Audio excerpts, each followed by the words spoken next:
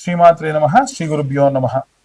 శని తిరోగమనం మనకి జూలై 13వ తారీఖు నుండి ప్రారంభమవుతుంది. ఒక 5 నెలల పాటు ఈ పరిస్థితులు కనిపిస్తూ ఉన్నాయి. ఈ 5 నెలలలో ఉన్నటువంటి గ్రహ సంచారాన్ని చూసుకుంటే 12వ స్థానంలో ఈ యొక్క కన్యా రాశి వారికి 12వ స్థానంలో గ్రహ సంచారం ఉంది. అంత ఖర్చుతో కూడినటువంటి పాపగ్రహ సంచారాలు అధికంగా ఉంటే ఖర్చు ఎక్కువైపోతుంది, లాస్ ఎక్కువైపోతుంది అన్న కారణం వల్ల జ్యోతిష్యుల్ని కలవడము, ఏదైనా పూజకు సంబంధించి ఖర్చు పెట్టడం. అంటే ఉదాహరణకు చెప్తానండి, జాతక రీత్యా మనకు డబ్బు ఖర్చు పెట్టాలి అని ఉందనుకోండి, అప్పుడు ఏం చేయాలంట అంటే అనవసరమైన ఖర్చులు పెట్టద్దు, బిజినెస్ చేసేటువంటి ఖర్చు పెట్టద్దు. లాస్ వచ్చే మూమెంట్ లో మనము దేవుడి కోసం డబ్బు ఖర్చు పెట్టాలి. ఏ హోమమో చేయించుకోవాలి, ఏ యాగమో చేయించుకోవాలి, ఖర్చు అయిపోయినట్టేగా. మరి సాధారణంగా ఖర్చు పెడితే మనకు వచ్చేటువంటి రిజల్ట్ ఏంటయ్యా అని అంటే ఏం లేదు. అదే దేవుడికి ఖర్చు పెడితే మన టైం ఎప్పుడు బాగుంటే అప్పుడు దానికి రెట్టింపు ఇస్తాడు మనకి. కాబట్టి ఇప్పుడు మనం పెట్టేటువంటి ఖర్చు దైవికమైన ఖర్చు పెట్టడం వల్ల లాభంలో ఉంటారు ఈ యొక్క కన్యా రాశి వారు. అలాగే 11వ స్థానంలో బుధుడు, లాభస్థానమే, కానీ బుధుడు కూడా వక్రంలో ఉన్నాడు. చంద్రుడితో కలిసి ఉండడం అంటే చంద్రుడి యొక్క రాశిలో కలిసి ఉండడం అంత శ్రేయస్కరం కాదు. దశమ స్థానం నందు గురుగ్రహ సంచారం ఉంది. ఇమేజ్ కి సంబంధించి, మీ యొక్క పేరుకు సంబంధించి ఏదైనా వక్రము అంటే డ్యామేజ్ చేసేవాళ్ళు, కామెంట్ చేసేవాళ్ళు ఎవరో ఒకళ్ళు ఉంటూనే ఉంటారు, జాగ్రత్తగా ఉండాలి. అలాగే ఈ యొక్క 9వ స్థానం నందు మీ యొక్క హయ్యర్ ఎడ్యుకేషన్, డివోషనల్, ట్రావెలింగ్ సంబంధించి దూర ప్రాంతాలు దేవుడి కోసం ప్రయాణం చేసేటువంటివి జరిగే అవకాశం ఉంది. అది కూడా ట్రాన్స్పరెన్సీగా ఉండేటువంటి శుక్రుడు ఉండడం వలన మంచి సత్ఫలితాలు గోచరించే అవకాశం ఉంది. అలాగే ఈ యొక్క 7వ స్థానానికి వచ్చేసరికి మీ యొక్క ఆరోగ్యము, సేవ, వీటికి సంబంధించి ఆధారపడి ఉంటుంది. కాబట్టి వీలైనంత వరకు ఆరోగ్యాన్ని జాగ్రత్తగా చూసుకోండి. ఆ శని కూడా తిరోగమనం ప్రారంభించిన తర్వాతకి రాహుతో సంచరిస్తూ ఉంటాడు. ఇవన్నీ కూడా గోచార రీత్యా చెప్పేటువంటి విషయంలో మాత్రమే. పూర్తిగా మీ జాతకం విశ్లేషణతో కావాలి అని అంటే 2025 రూపాయలు చెల్లిస్తే మీకు 70 పేజీల్లో జాతకం మీ దాకా అందించి గంట పాటు మీ జాతకం గురించి మీతో విశ్లేషణగా మాట్లాడి అన్ని రకాలైనటువంటి రెమెడీస్ చెప్పడం జరుగుతుంది. అన్ని వర్గాల వారికి సంబంధించి ఎలాంటి రెమెడీస్ తీసుకోవాలి, ఎలాంటి మంత్రపఠనం చేయాలనే విషయాన్ని ఇప్పుడు మనం తెలుసుకుందాం. విద్యార్థులు, గృహిణులు, సినీ రాజకీయ రంగాల వారు, ఉద్యోగస్తులు, వ్యాపారస్తులు, అలాగే విదేశాలకు వెళ్ళాలి అనుకునేటువంటి వాళ్ళు, ఆరోగ్య సమస్యలతో ఉన్నటువంటి వృద్ధులు, రైతులు, చేతి వృత్తులు చేసుకునేటువంటి వారు అందరికీ సంబంధించి ఈ యొక్క 2025వ సంవత్సరంలో శని తిరోగమనము, రిట్రేట్ అని అంటారు. అది జూలై 13వ తారీఖు నుండి ప్రారంభమవుతుంది. గతంలోనే ఈ యొక్క వీడియో జరిగే నాటికి ఒక ఫైర్ యాక్సిడెంట్ జరిగింది. మాస్ గా పెట్రోల్ లాంటివి లేదా ఏదైనా బ్లాస్ట్ లాంటివి జరిగి మనుషులు చనిపోతారు అని నేను గతంలోనే చెప్పా. ఈ వీడియో జరిగే నాటికి అది జరిగింది. 20 మంది దాకా చనిపోయారు. ఇంకా ఎంతమంది గాయపడ్డారు, ఎంతమందికి ఏమైందనే సంగతి తెలియదు. కాబట్టి ఉన్నటువంటి కాలం చాలా జాగ్రత్తగా ఉండాల్సినటువంటి కాలం. అయితే ఈ యొక్క జరుగుతున్నటువంటి సంఘటనలన్నీ కూడా మనం దృష్టిలో పెట్టుకొని 12 రాసుల వారు కూడా వీలైనంత వరకు నిత్యం దీపారాధన చేయండి. దీపారాధన ఇంట్లో ఉన్న వాళ్ళందరూ చేయాల్సిన అవసరం లేదు. ఇంట్లో ఎవరో ఒకళ్ళు ఖచ్చితంగా దీపారాధన చేయండి.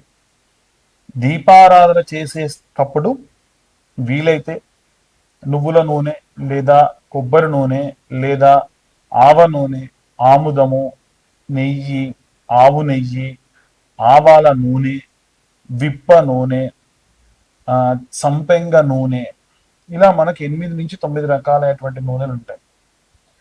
ఏదైనా దేంతోనైనా మీరు దీపారాధన చేయొచ్చు. లేదండి అన్ని కొద్దిగా తీసుకొచ్చుకొని 1 లీటర్గా జమ చేసుకొని పెట్టేసుకొని వాటితో దీపారాధన చేయండి, ఇంకా మంచిది. మీరు నువ్వుల నూనెతో దీపారాధన చేసేటప్పుడు వీలైతే, ఎందుకంటే శని రిట్రేట్ అవుతున్నాడు కాబట్టి నువ్వుల నూనెలో కాస్త బాండీలో పోసుకొని, ఒరిజినల్ నువ్వుల నూనె మనకి ఇదయం కంపెనీ వాళ్ళది కానీ ఇంకా ఏదైనా సరే అంబటి సుబ్బన్న ఏఎస్ బ్రాండ్ లాంటి వాళ్ళది కానీ వస్తుంది. అలాంటి నువ్వుల నూనె తెచ్చుకొని దాంట్లో కర్పూరం వేయండి. సన్న సెగ మీద పెట్టి కర్పూరం పొడి చేసి వేయండి. పచ్చకర్పూరం ఉంటే ఇంకా మంచిది. ఒకసారిలా తిప్పేసుకుంటే కొద్దిగా వేడైన నూనెలో ఆ కర్పూరం కలిసిపోగానే బాటిల్లో పోసుకొని ప్యాక్ చేసుకోండి. శనికి ప్రతి శనివారము ఇంత ఒక మూతడు నూనె పోయండి శరీరం పైన. ఎట్టి పరిస్థితుల్లో విగ్రహాన్ని తాకండి.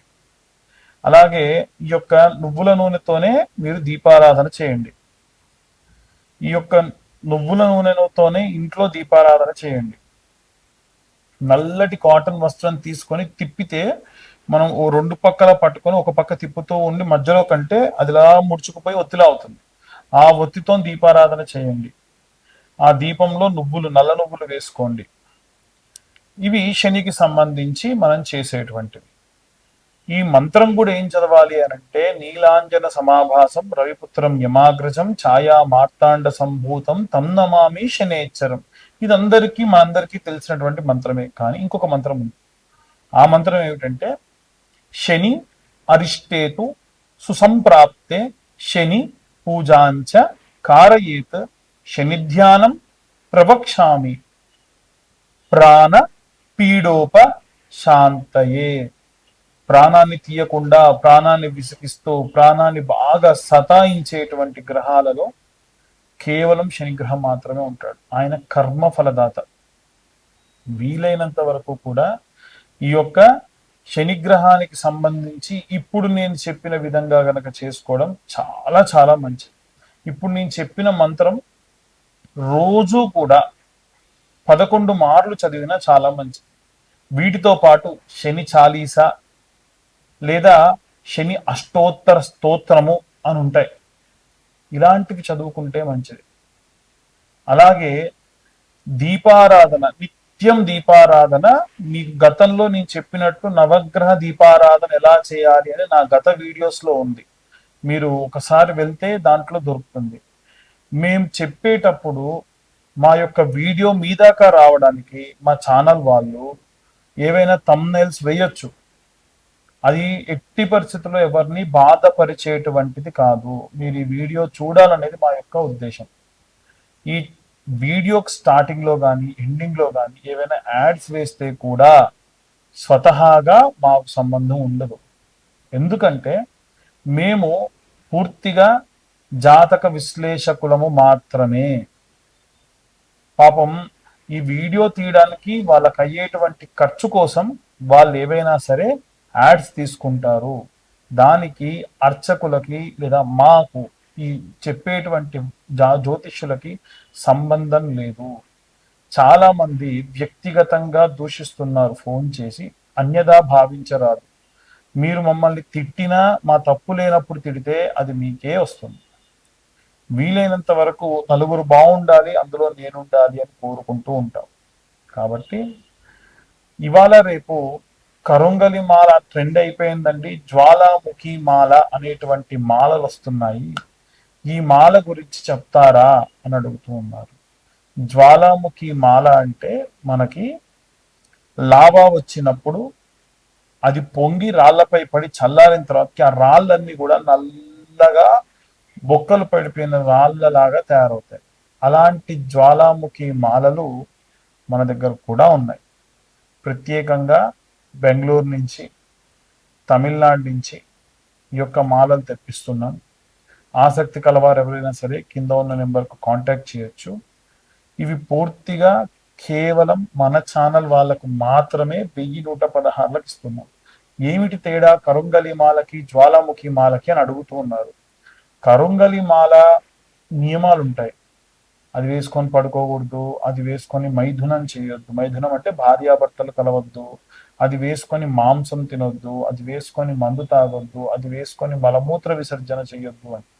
ఈ యొక్క జ్వాలాముఖి మాలకు అలాంటి నియమాలు లేవు. కేవలం మలమూత్ర విసర్జన చెయ్యొద్దు అంతే తప్ప ఎప్పుడు వేసుకోవచ్చు. అది ఎందుకు అంటే ఎవరైనా బాణామతి చేశారు, ఎవరైనా చెల్లంగి లాంటివి చేశారు, ఎవరైనా చెదురుబాటు చేశారు, ఎవరైనా సరే చాతబడి చేశారు, ఎవరైనా గాలి ధూళి ఉంటే అలాంటివి ఏవైనా సరే వస్తున్నాయి, ఎవరైనా పరయంత్ర పరమంత్ర పరతంత్ర పరంగా ఉన్నటువంటివి ఏవైనా చేసి ఉన్నారు, ఇలాంటివి పోవాలి అంటే ఈ యొక్క జ్వాలాముఖి మాల సహాయపడుతుంది. మేము చెప్పేటువంటి జ్యోతిష్యపరమైనటువంటివన్నీ కూడా గోచార రీత్యా చెబుతూ ఉన్నాము.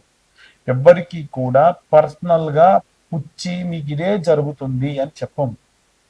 అలా మీకు మీ పర్సనల్ జాతకంలో మీకు ఏమేం కావాలనుకున్నా సరే మీ పేరు, date of birth, time, place ఉంటే కింద ఉన్న నెంబర్కి వాట్సాప్ చేయండి. 2025 తీసుకొని 3 గంటలు కష్టపడి మీకు 60 నుండి 70 పేజీల్లో జాతకం అందిస్తాం. ఆసక్తి కలవారు కింద ఉన్న నెంబర్కి కాంటాక్ట్ చేయొచ్చు. సర్వే జనా సుఖినో భవంతు. స్వస్తి.